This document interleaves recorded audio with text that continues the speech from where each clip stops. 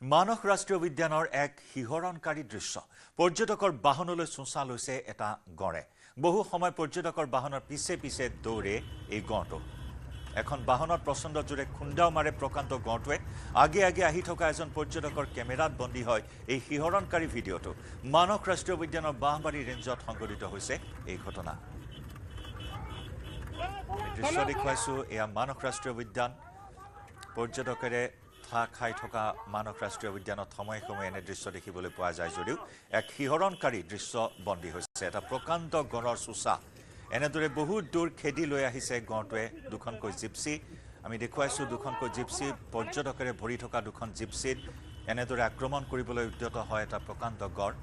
মানস ৰাষ্ট্ৰীয় উদ্যানৰ বাঁহবাৰী ৰেঞ্জত এই ঘটনা সংঘটিত হৈছে বহু সময় ধৰি পৰ্যটকৰ বাহনখনলৈ চোঁচা লৈ দৌৰি যায় গড়টো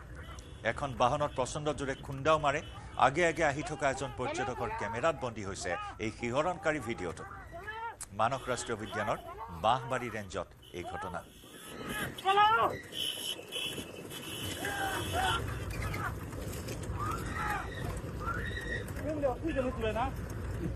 Hola.